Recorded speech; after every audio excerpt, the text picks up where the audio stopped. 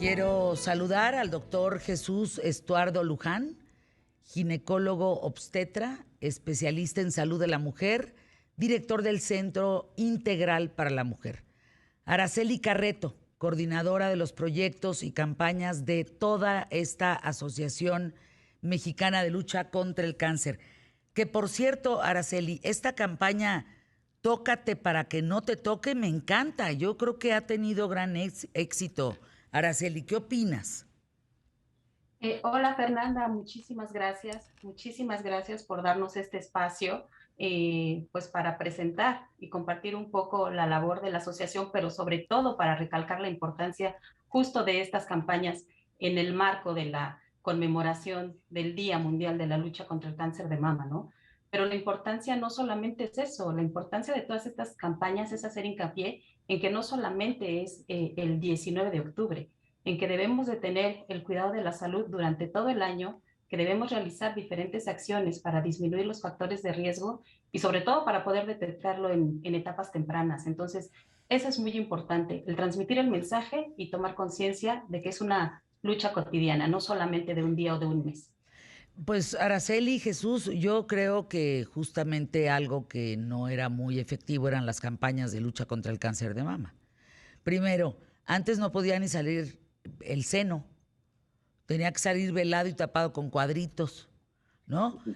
Tocarte era como pedirte que te masturbaras. No, perdónenme, era terrible las campañas que se hacían para poder evitar el cáncer de mama. Si le vamos a tener miedo al lenguaje explícito para evitarte un cáncer de mama, pues estamos fritos. No estamos listos para enfrentar un problema de salud pública de esta naturaleza. ¿No crees, Jesús?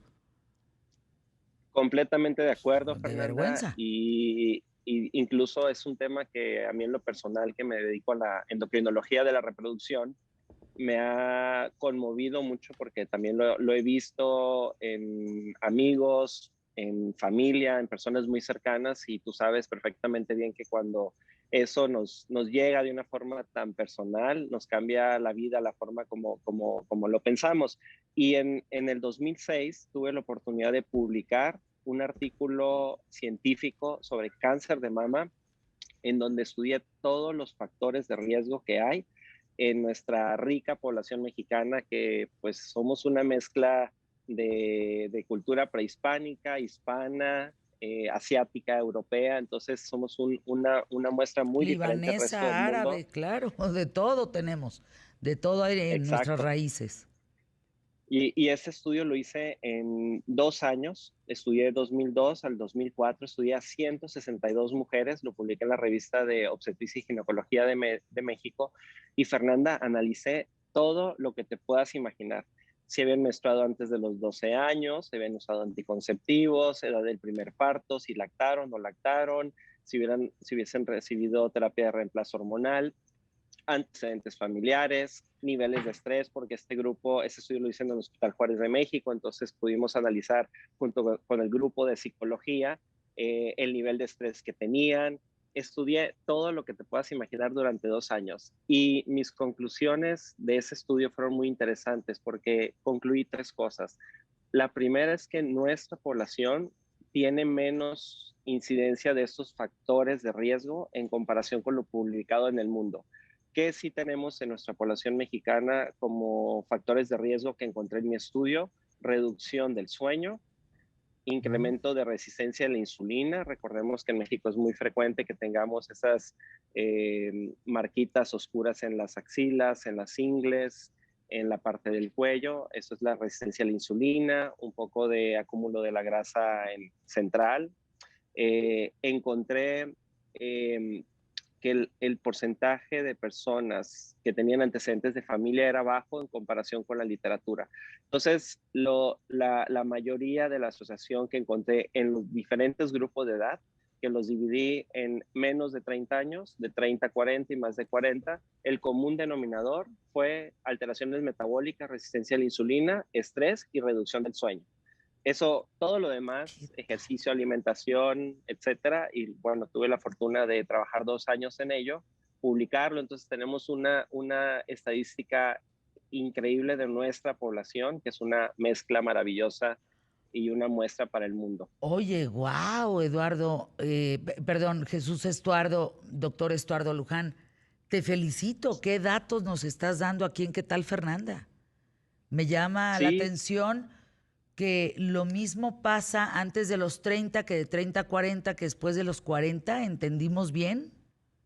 exactamente. Y en mi estudio que hice de 162 mujeres, los factores familiares fueron los mismos. Solamente 3 de 100 mujeres tenía un familiar con cáncer de mama. Es decir, siempre pensamos que si mi mamá, mis abuelas, mis tías no lo tuvieron, entonces pues probablemente yo no lo vaya a tener. Y no, el 97% en mi estudio eran mutaciones de nuevo. Es decir, incluso en mi grupo de estudio, la incidencia de cáncer de mama fue más joven que la reportada en el mundo. Es decir, por ejemplo, en el cáncer, en el grupo de menores de 30 años, yo encontré mayor incidencia en México que en Europa y Estados Unidos.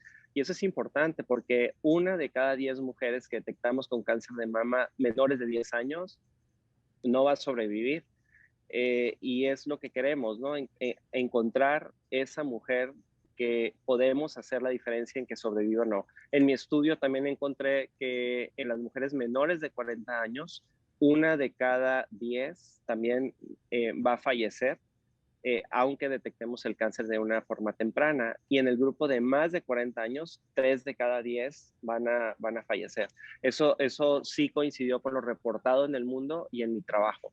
No, no, Entonces, no, qué por eso es datos. tan importante la detección, porque dices, oye, si tengo 30, 40 años, de 10 mujeres que les detectemos cáncer, el 90% pueden sobrevivir, pero va a haber una que no. Algo muy interesante que encontré, Fernanda, que eso te va a súper interesar y que con los años lo he ido viviendo. Ahora soy parte de una asociación que se llama Medicina de Estilo de Vida. El 95% de los sobrevivientes, es decir, ¿cuál fue la diferencia entre esta mujer que no sobrevivió y el 90% que sí? Fue estilo de vida. O sea, no fue el tratamiento médico, fue estilo de vida. Y el estilo de vida, los pilares para sobrevivir al cáncer o para prevenir, lo que es lo mejor, son 6. Lo que está demostrado científicamente, que yo lo vi en mi estudio no de esa forma, pero traspolado a lo que hoy sabemos es similar, es que con 20 minutos al día de caminar, de movernos, baja el 30% del riesgo de una recurrencia o de que el tratamiento del cáncer funcione. El segundo pilar es el alcohol, el consumir no más de una copa de vino al día. Claro, dices, oye, una copa de vino al día puede sonar mucho, pero es suficiente para que los mecanismos inmunológicos naturales de defensa funcionen. La alimentación basada en plantas, que al menos constituye un 40%, eso genera un 40% de reducción en la sobrevida de mujeres que tienen cáncer o de que el tratamiento funcione. Y algo que te va a interesar mucho es que el estrés constituyó el 60% de la diferencia entre que una mujer sobreviva o no sobreviva el cáncer de mama o que el tratamiento funcione. Y algo que te va a sorprender aún más, que también lo vi en mi estudio, es que el 70% de las personas que desarrollan cáncer, recordemos que el cáncer de mama es el número 1 en nuestro país, en la mujer y en los países en desarrollo, segundo en vías de desarrollo, el sueño, la falta de sueño constituyó la gran diferencia. O sea, el Qué estrés sí, barbaridad, pero la Jesús. falta de sueño constituye un 70% de la diferencia entre quien sobrevivía y no sobrevivía. Y finalmente, algo que no le ponemos atención, Fernanda, que también en mi estudio los psicólogos me decían, estas personas que tienen cáncer no conviven con más personas, están muy aisladas. Y actualmente la medicina de estilo de vida demuestra algo increíble, el mantener relaciones, pocas buenas, pero con vecinos, con amigos, con una red de apoyo, incrementa hasta un 80% las posibilidades de sobrevivir al cáncer o que uno no fallezca al cáncer. Es decir, el estilo de vida es lo que hace la diferencia entre vivir y no vivir. Y aparte, son cosas que naturalmente ahí están, pero con el biorritmo de vida las hemos ido perdiendo. Por eso lo que tú haces es tan importante, el que es conectar a las personas en el equilibrio biopsicosocial. Esa es la información que tú das y es el concepto de la OMS. La salud es el equilibrio biopsicosocial para la prevención del cáncer y para el tratamiento de cáncer. Por eso te felicito por la labor que haces Gracias. social. Hablando del estrés, cuando te refieres al 60%, Jesús, el estrés causa cortisol. ¿Qué sabes de esta sustancia en relación a Pues enfermedades? yo soy un experto de esto porque te voy a dar 3 conclusiones de esto. El Minuto y cortisol medio es y una, vamos a anuncios QTF. Te escuchamos. el cortisol es la sustancia más increíble para inmunidad, defensa, energía. Eso lo traemos naturalmente, pero cuando no tenemos acuerdos en la vida, acuerdos en el trabajo con nuestros padres, con nuestros hermanos, con nuestra pareja y con nosotros mismos, que es el principal, si no escribimos, recordemos que si no escribimos los humanos no queda registrado y más si eres hombre, ¿no? La testosterona hace que no lo registremos. El escribir qué no nos gusta, qué proponemos, qué es lo que no sabemos y el acuerdo reduce el 90% de la noradrenalina. El problema es la noradrenalina que se acumula en el cerebro y que hace que nuestra mente piense y nos hable y en la noche nos deja dormir, descansar. Y la noradrenalina hace 3 cosas para concluir muy peligrosas, que ese es el estrés. Reduce el núcleo de la dopamina, que es la que hace nuestra energía Positiva, la erótica de buena. conexión. Reduce el hipotálamo, la fijación de progesterona, estrógeno y testosterona, y es el que regula sueño, metabolismo, emociones, es decir, nuestro encanto natural. Y el tercero es que reduce esa sustancia que cada 7 años es nueva, que es la que hace que podamos estar con una familia siempre, con una pareja siempre, que es la hormona del amor, que se llama oxitocina. Y esta cada 7 años desde que nacimos es nueva y se regenera en el cerebro. Entonces, el no tener estos hábitos genera reducción de estas hormonas y Anuncios. nos hace sentirnos con el amor forzado. Y eso enferma. Ay, ay, ay. Bueno, nos vamos a meter ahora con sentimientos y con emociones. Voy con el dato. ¿Por qué el 19 de octubre es el Día Mundial del Cáncer de Mama? Bueno, así lo estipuló la Organización Mundial de la Salud. Ahora, ¿por qué el color rosa? Hay una fundación que se llama Susan G. Komen, que esta fundación en 1991 repartió listones rosas a participantes de una maratón en Nueva York. Y meses más tarde, la editora de la revista Self, que se llama Alexandra Penney, y Evelyn Loder, que fue en su momento vicepresidenta de la marca Clinique, retomaron la idea y repartieron listones rosados durante la convención anual de la concienciación o concientización más bien sobre el cáncer de mama. Y en México, recuerdo haber sido testigo del trabajo que nos costaba definir a octubre como el mes del cáncer. Porque entonces se entendía, muchas mujeres entendían en ese momento que solo era el mes de octubre, que solo estábamos para recordar que en el mes de octubre era el mes del cáncer y entonces pues se concentraban en lo que pasaba en octubre, pero el resto del año ya no se checaban.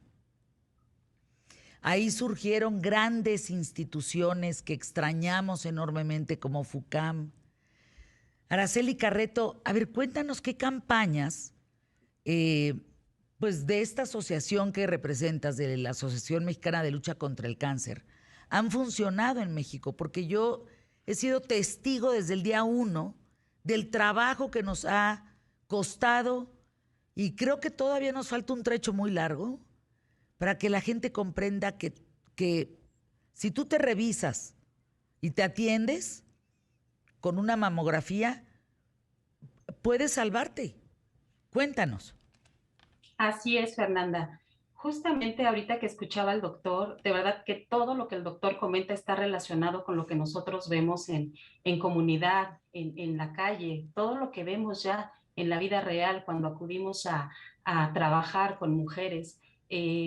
Porque justo toda esta parte de actividades tan básicas que comenta el doctor, que podemos realizar en nuestra vida diaria, es lo que no tenemos. Es parte de esta cultura de autocuidado de la salud que no tenemos y que son cosas tan básicas que haciéndolas día a día, teniendo un estilo de vida saludable, fomentando esta toma de las riendas de la salud de nuestras manos, podemos contribuir a disminuir estos factores de riesgo y a detectar el cáncer de mama en etapas tempranas. Y efectivamente, como tú lo comentas, hay muchas organizaciones que están realizando diferentes campañas de información, de sensibilización, de concientización, y pareciera que, como le dijeron en algún momento, nos da miedo escuchar esto, nos da miedo el decir, voy a ir a hacerme una mastografía, voy a revisarme, porque ¿qué me voy a encontrar? ¿No? Eso es parte de lo que nosotros escuchamos en el día a día cuando nos acercamos a las mujeres en las comunidades. No voy al médico porque me puedo encontrar algo. Y entonces es ahí donde pues toma relevancia esta labor que hacemos en las diferentes campañas, ya sea por parte de una instancia de salud, ya sea por parte de las organizaciones de la sociedad civil. Y bueno, yo he sido testigo de muchas campañas que han realizado, como lo comentabas, FUCAM, y otras organizaciones con las que he tenido la fortuna de trabajar. Y en el caso particular de la Asociación Mexicana de Lucha contra el Cáncer, estamos realizando justo el día de hoy fue el lanzamiento de la campaña Que se nos haga costumbre, que es este juego de palabras en donde nosotros resaltamos la importancia de que se nos haga costumbre, que tenemos que cuidarnos no solamente en el mes de octubre, no solamente el día 19, sino que se nos haga costumbre tener un estilo de vida saludable para que durante todo el año llevemos a cabo estas acciones que benefician nuestra salud, desde hábitos que podemos hacer desde nuestra casa, haciendo ejercicio, alimentándonos bien, yendo al médico una vez al año, acudiéndonos a realizarnos nuestra mastografía. Si somos menores de 40 años, pues también existe el ultrasonido de mama, ¿no? Entonces, todas estas recomendaciones que nos dan los médicos y que vemos en las campañas y que parece que solamente son importantes en el mes de octubre, ¿no? Entonces, esto de alguna manera nos hace pues generar esta conciencia de que tenemos que luchar día a día, pero no solamente escuchándonos, sino aplicándolo en la vida cotidiana. La valía de todas estas campañas es que si nosotros verdaderamente lo llevamos a cabo, verdaderamente transmitimos el mensaje y sobre todo algo bien importante que mencionaba el doctor Jesús hace un momento, y que toma mucha relación con estas campañas, es que cada día son diagnosticadas mujeres con cáncer de mama en edades más tempranas. Y entonces ahí es donde toma relevancia esta importancia de que el autocuidado de la salud sea desde edades más tempranas también, porque Claro. parte de un mensaje que se transmite es que la autoexploración después de los 25 años, no, después del primer ciclo menstrual, a partir de que empiecen a crecer las mamas, porque hay que formar los hábitos desde que las niñas empiezan a crecer, porque son eso, hábitos que van creciendo conforme las mujeres también vamos creciendo.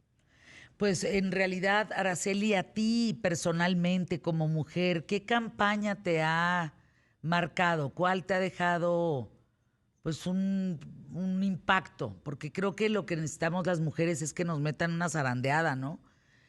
¿Cuál a ti te ha dejado como un buen sabor de boca diciendo, caray, con esta me cayó el 20, con esta campaña?